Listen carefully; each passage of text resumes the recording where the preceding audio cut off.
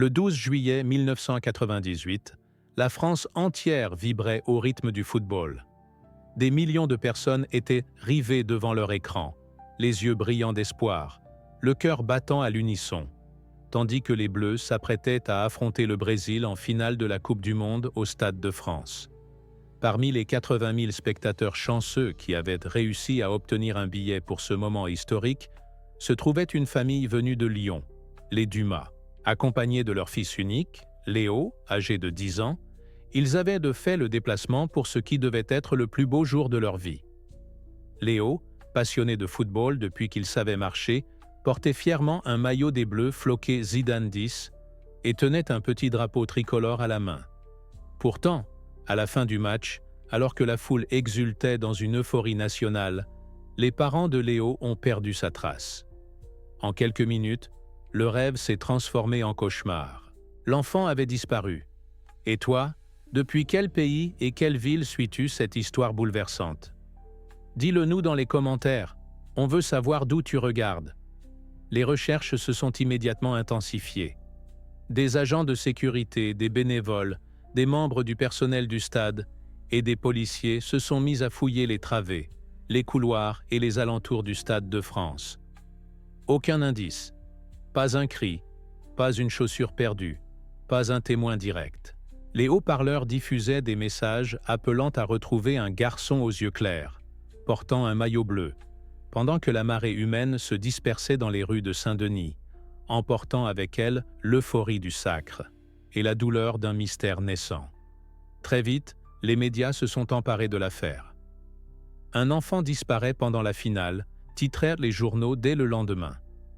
Mais l'histoire fut éclipsée par l'euphorie nationale et les célébrations en cascade.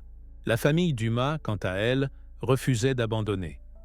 Pendant 4 longues années, elle a vécu entre l'espoir et le désespoir. Pendant les mois qui ont suivi la disparition de Léo Dumas, les autorités françaises ont lancé une enquête d'envergure nationale. Des avis de recherche furent placardés dans toutes les gares, écoles, commissariats et arrêts de bus. La photo du garçon, arborant un large sourire, sa frange brune collée au front, fixait les passants dans l'espoir silencieux d'être reconnus. Les parents, Michel et Sandrine, ont été reçus dans toutes les émissions de télévision possibles, de témoins à envoyé spécial, implorant quiconque ayant vu leur fils de parler. Léo aurait pu être emporté par la foule, séquestré, échangé, ou même être tombé dans un coin isolé du stade. Toutes les hypothèses furent envisagées, même les plus sinistres. Pourtant, malgré les témoignages spontanés, les centaines d'appels reçus et les pistes explorées aux 4 coins du pays, rien ne semblait avancer. C'était comme si l'enfant s'était évaporé dans l'euphorie d'un soir glorieux. La famille Dumas se divisa lentement, sous le poids de la douleur. Michel, accablé de culpabilité, s'enferma dans un silence destructeur, tandis que Sandrine, déterminée à ne pas laisser l'oubli gagner, fonda une association pour les enfants disparus, baptisée Espoir Bleu, en référence au maillot que portait Léo le soir de sa disparition.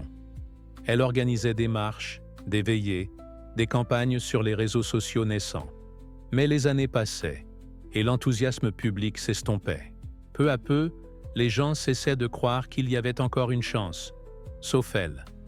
Sandrine affirmait que, parfois, dans ses rêves, elle voyait Léo, pas comme un souvenir, mais comme un adolescent vivant, debout face à elle. Elle disait que ses yeux n'avaient pas changé, et que dans ses rêves, il l'appelait encore « maman ». 4 ans plus tard, en 2002, alors que la France entamait une nouvelle Coupe du Monde, cette fois au Japon et en Corée, une information inattendue fit basculer l'enquête. Un homme, fan de football et collectionneur de souvenirs liés aux Coupes du Monde, se présenta spontanément à la gendarmerie de Montpellier. Il expliqua qu'en rangeant une vieille malle achetée lors d'une vente aux enchères 2 ans auparavant, il était tombé sur quelque chose d'étrange, un petit carnet à spirale dont la couverture était décorée d'autocollants Pokémon et où figuraient des phrases d'un garçon visiblement perdu, signé Léo D. À l'intérieur, les pages racontaient des souvenirs confus, des descriptions d'un homme au blouson en cuir, de pièces fermées sans fenêtre, et surtout, une phrase qui glaça le sang des enquêteurs. « Je ne sais plus si j'ai encore une maman, mais je me rappelle de ses bras qui piquaient quand elle me faisait des bisous. » L'annonce de cette découverte redonna espoir à la famille Dumas, mais elle déclencha également une nouvelle onde de choc médiatique. Le carnet fut immédiatement analysé par la brigade criminelle de Paris. L'écriture fut comparée à celle d'un devoir d'école que Léo avait rédigé en classe de CM2. Les similitudes étaient troublantes. Les boucles maladroites des « G », les « I » sans point, les petites fautes d'orthographe répétées, tout laissait penser qu'il s'agissait bien d'un écrit authentique. Mais le plus troublant était la datation des pages. Grâce à l'encre, au papier et à des éléments contextuels, comme une note parlant d'un match France-Paraguay vu à la télé, les enquêteurs purent estimer que le carnet avait été écrit entre 1999 et 2001, soit bien après la disparition. Cela voulait dire une chose. Léo avait survécu. Pendant au moins 3 ans, il avait été quelque part, enfermé, dissimulé, invisible. La question n'était plus de savoir s'il était vivant, mais où il avait été caché. L'homme qui avait remis le carnet, un certain Gérald de Rivière, expliqua aux autorités qu'il l'avait trouvé dans une malle en bois massif, achetée en 2000 lors d'une brocante organisée dans un ancien entrepôt de Saint-Ouen, en région parisienne.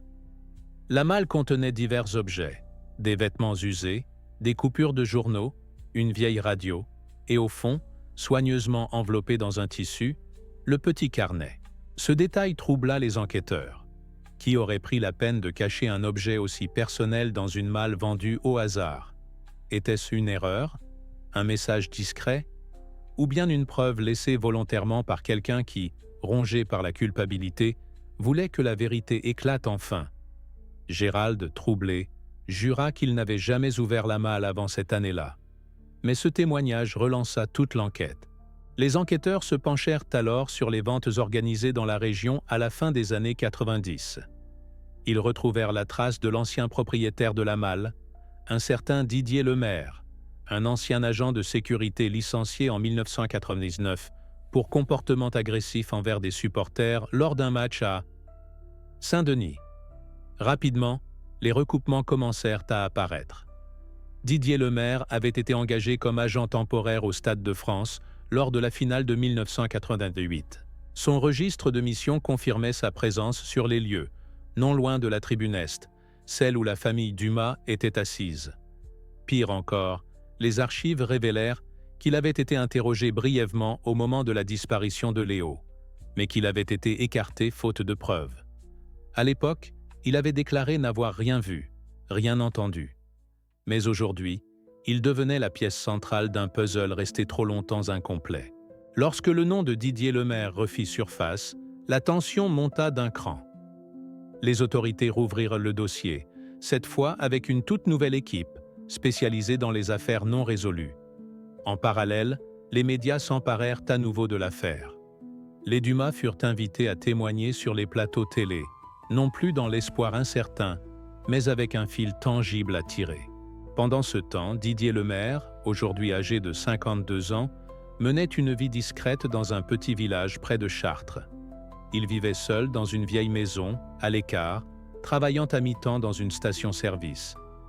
Lorsque les enquêteurs vinrent frapper à sa porte, il ne manifesta ni panique ni agressivité. Il les fit entrer calmement, comme s'il avait attendu cette visite depuis des années.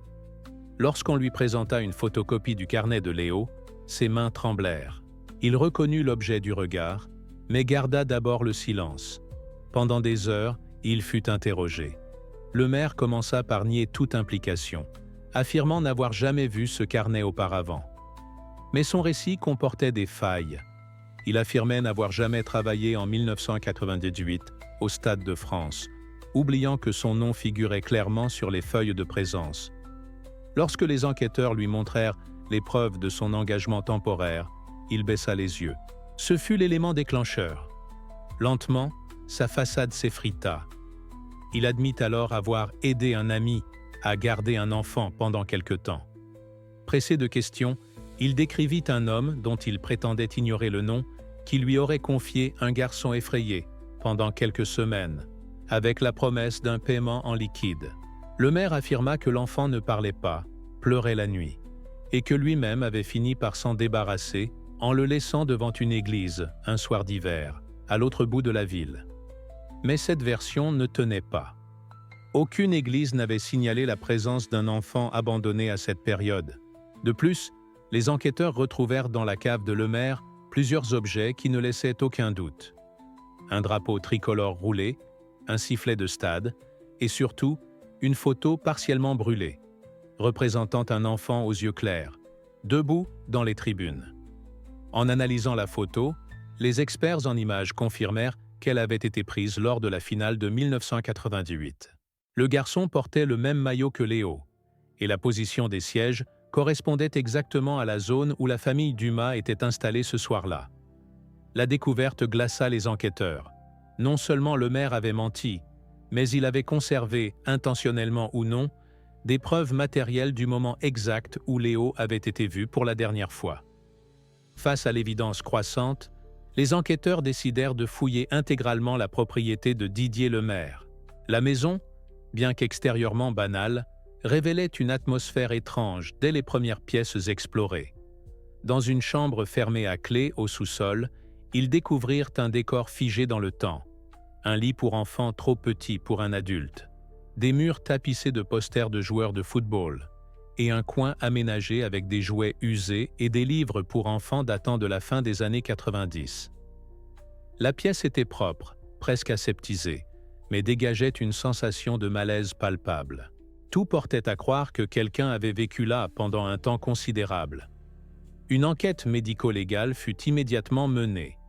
Des empreintes digitales, des cheveux, des fibres. Tout était désormais analysé dans l'espoir de prouver scientifiquement que Léo Dumas avait bien été enfermé dans cette pièce. Pendant ce temps, Sandrine et Michel Dumas étaient de convoqués pour reconnaître les objets retrouvés. Lorsqu'ils entrèrent dans la pièce reconstituée, Sandrine s'effondra en larmes. Elle reconnut instantanément un ballon en mousse que Léo avait reçu pour ses 8 ans, ainsi qu'un livre illustré qu'il adorait, Le Petit Prince, où figurait son nom écrit à l'encre verte sur la première page. Pour les parents, il ne faisait plus aucun doute que leur fils avait été retenu ici, loin d'eux, pendant un laps de temps encore inconnu. La douleur, cette fois, se mêlait à une forme de soulagement. Il n'était pas fou. Léo avait été vivant. Mais où était-il aujourd'hui? Les tests ADN furent lancés pour confirmer l'identité des éléments trouvés dans la chambre. En parallèle, la presse française et internationale s'empara à nouveau de l'affaire, titrant « Le mystère de la finale 98 relancé. Où est Léo ?» C'est dans ce contexte électrique qu'un ancien voisin de Lemaire, un retraité nommé Monsieur Roux, se présenta de lui-même au commissariat de Chartres. Il déclara que, vers la fin de l'année 2000, il avait vu un garçon d'environ 12 ans sortir en courant de la maison de Lemaire, pieds nus, et être aussitôt rattrapé violemment par ce dernier. À l'époque, il n'avait rien dit, pensant qu'il s'agissait du neveu ou d'un enfant difficile en vacances. Mais à la lumière des événements, il se sentit obligé de parler. Ce témoignage concordait parfaitement avec la période estimée de rédaction du carnet. Léo aurait donc tenté de fuir. Et cela signifiait une chose terrible. Il avait gardé l'espoir de s'échapper. Ce détail marqua un tournant émotionnel dans l'enquête. La France entière, déjà marquée par l'affaire, recommença à chercher, cette fois non plus un garçon de 10 ans, mais un jeune homme de 14 ans, quelque part là-dehors. La redirection de l'enquête vers une recherche de personnes vivantes transforma complètement les moyens mobilisés. Des portraits vieillis numériquement furent diffusés dans toute l'Europe, montrant ce à quoi Léo Dumas pourrait ressembler à 14 ans. Les associations d'aide à l'enfance, les foyers, les services sociaux, tous furent sollicités. Un numéro vert spécial fut mis en place et des centaines de signalements affluèrent. Certains affirmaient avoir vu un jeune garçon triste dans un train entre Paris et Marseille en 2001. D'autres disaient qu'un adolescent correspondant au signalement avait séjourné dans un centre pour mineurs isolés à Toulouse. L'un de ces témoignages, venu d'Espagne, attira particulièrement l'attention. Une assistante sociale de Valence déclara qu'en 2002, un adolescent nommé Léo s'était présenté à un orphelinat, visiblement désorienté, affirmant avoir perdu sa mère dans un stade en France. À l'époque, aucun rapprochement n'avait été fait, et le garçon avait disparu 2 jours plus tard sans laisser de traces. Cet élément poussa les autorités françaises à collaborer avec la police espagnole. Ensemble, ils fouillèrent les archives administratives de plusieurs foyers de la région de Valence. Après plusieurs semaines d'investigation, ils mirent la main sur une ancienne fiche d'admission datée de février 2002, un adolescent enregistré sous le prénom de Léo, sans nom de famille, sans papier, âgé approximativement de 14 ans. La photo d'identification, bien que floue et dégradée, montrait un visage aux traits familiers. Les enquêteurs la présentèrent à Sandrine et Michel. Ce fut une réaction immédiate. C'était lui. Ils reconnurent la forme du visage, la petite cicatrice près de la lèvre, et ce regard, à la fois perdu et intense. Mais ce garçon n'était resté que 2 jours dans l'établissement avant de partir précipitamment. Depuis, plus rien. Les recherches s'étendirent alors à travers toute l'Espagne. Des messages furent diffusés dans les journaux, à la télévision, à la radio. Une récompense fut même promise à toute personne fournissant des informations permettant de localiser Léo. C'est alors qu'un appel changea tout. Une femme d'une 40aine d'années, vivant à Barcelone, déclara qu'un jeune homme s'était récemment présenté à l'entrée de son bar, demandant du travail. Il ne parlait que français, semblait désorienté, et portait un prénom écrit à l'intérieur de son blouson. Léo D. Elle l'avait engagé pour nettoyer les tables, mais il avait disparu quelques jours plus tard. Elle précisa qu'il avait laissé un sac plastique dans la réserve. Les enquêteurs, accompagnés de Sandrine Dumas, se rendirent immédiatement sur place. Dans la réserve sombre et poussiéreuse du petit bar de Barcelone, les enquêteurs découvrirent le sac en plastique mentionné. À l'intérieur, plusieurs objets anodins, une chemise usée, un carnet vide, un sandwich à moitié emballé, mais aussi un élément qui glaça le sang de Sandrine Dumas. Une médaille en plastique dorée, identique à celle que Léo avait reçue à l'école pour son exposé sur la Coupe du Monde 1998. Elle la tenait entre ses doigts tremblants, incapable de prononcer un mot, les larmes coulant lentement sur son visage. Ce petit objet, que seule une mère pouvait reconnaître dans sa banalité, était une preuve puissante, intime, irréfutable. Il ne s'agissait pas d'une coïncidence. Son fils était passé par là, récemment, vivant. C'était la première trace tangible de Léo depuis sa disparition. Cette découverte raviva les espoirs, mais surtout, elle montra que le garçon n'était pas resté prisonnier toutes ces années. Il avait fui, survécu, et tenté de se construire une vie, quelque part, dans l'anonymat. Les autorités diffusèrent un nouvel avis de recherche, cette fois à l'échelle internationale. Des portraits numérisés, actualisés, furent partagés sur les écrans d'aéroports, dans les gares, sur Internet. Mais cette fois, l'appel était différent.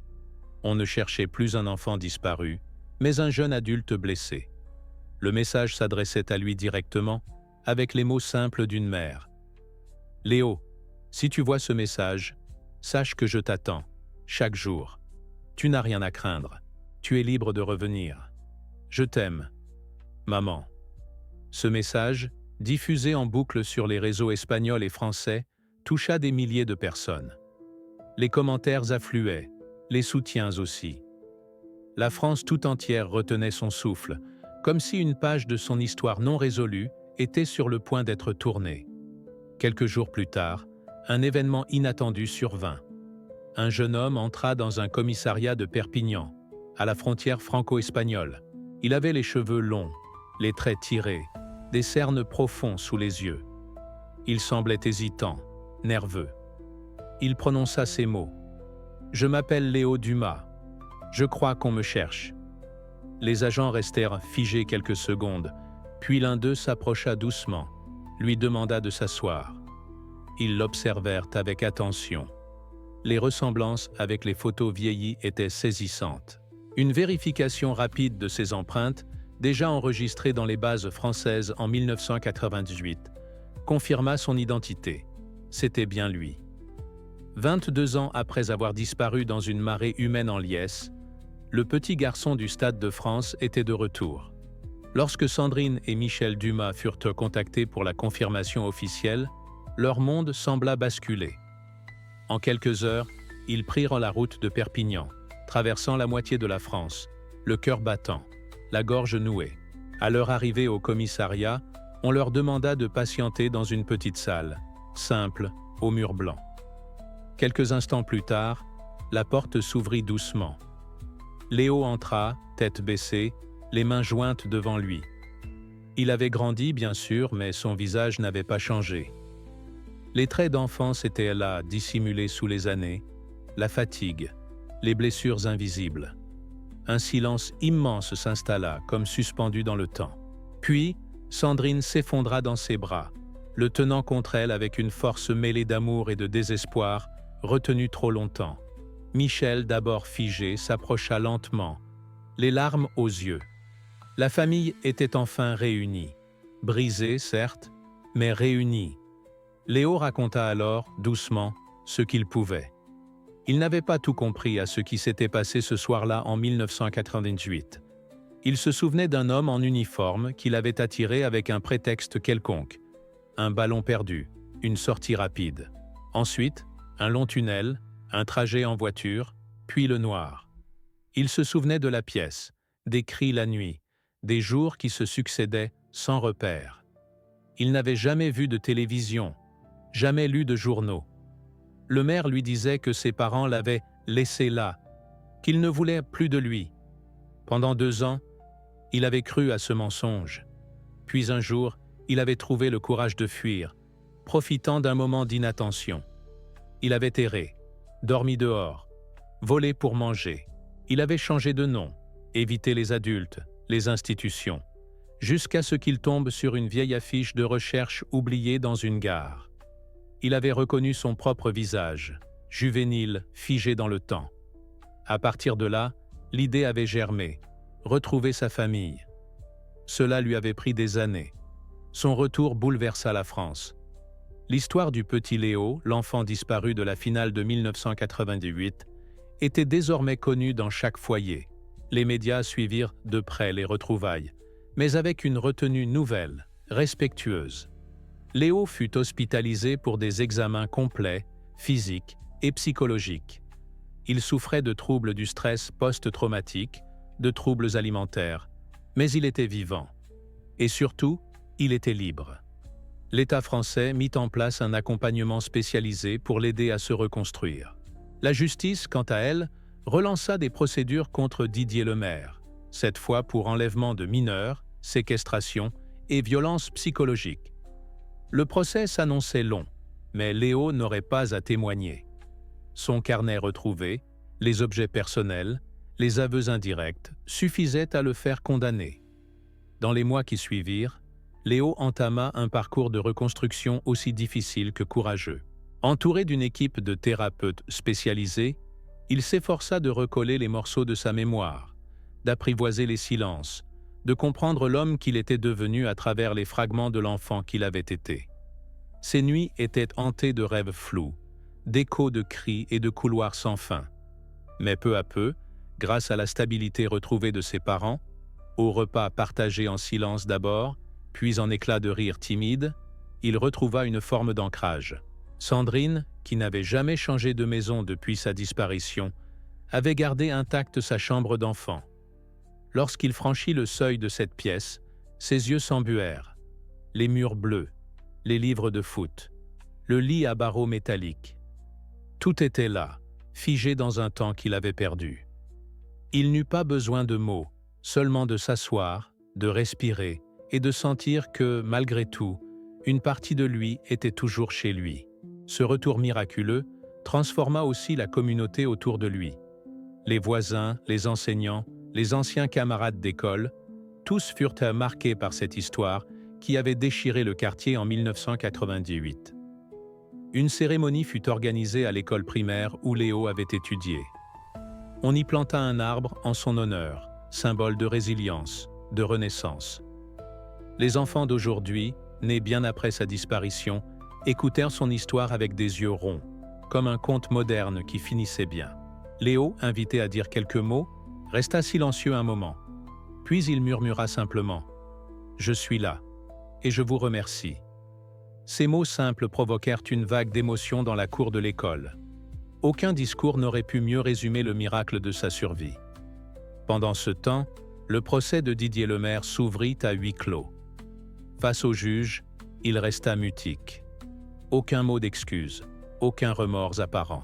Les preuves accablantes suffisaient. L'isolement de l'enfant, la manipulation psychologique, la dissimulation d'identité. Il fut condamné à 20 ans de réclusion criminelle, sans possibilité de remise de peine avant 15 ans. Ce verdict soulagea les Dumas, mais ne guérit pas tout. La blessure restait là, discrète, mais présente, comme une cicatrice qu'on n'ose pas trop gratter. Pourtant, Léo exprima un vœu. Que son histoire serve à éveiller les consciences, à parler des enfants disparus, des silences trop longs, des cris étouffés.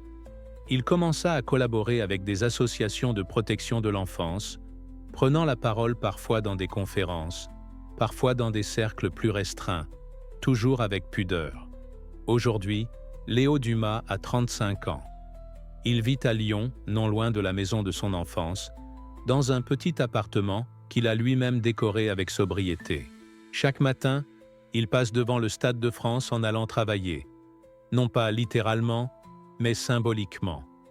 Car en lui, ce lieu reste à jamais inscrit comme le point de rupture, la ligne de départ d'une autre vie, une vie qu'il n'a pas choisie. Il garde précieusement dans une boîte en métal un exemplaire jauni de l'Équipe, daté du 13 juillet 1998. Une vieille photo de sa mère le serrant dans ses bras à son retour, et cette fameuse médaille en plastique doré. Ces objets, modestes mais puissants, forment les balises de sa résilience. Il continue de vivre avec ses cicatrices, mais aussi avec une profonde gratitude envers ceux qui ne l'ont jamais oublié. Car au-delà des horreurs traversées, une vérité l'a toujours soutenu. L'amour inconditionnel de ses parents, leur refus obstiné d'abandonner, leur foi que la lumière finirait par traverser les ténèbres. L'histoire de Léo a bouleversé la France entière et continue de hanter la mémoire collective. Elle a poussé à réformer certains protocoles de sécurité dans les grands événements, à renforcer les alertes enlèvements et à créer des cellules de suivi spécifiques pour les familles de disparus. Mais plus que cela, elle a offert un message d'espoir, celui qu'il n'est jamais trop tard pour retrouver un être cher, que même après 10, 15, 20 ans, la vérité peut émerger. Les mots que Sandrine a gravés sur le banc du square du quartier où Léo jouait enfant résument peut-être le mieux cette odyssée. L'attente est douloureuse, mais l'amour est plus fort que le silence. Et aujourd'hui, cette vérité, Léo la porte en lui à chaque respiration. Non comme un poids, mais comme une promesse, celle de vivre pleinement, pour tous les jours où il n'en avait pas eu le droit.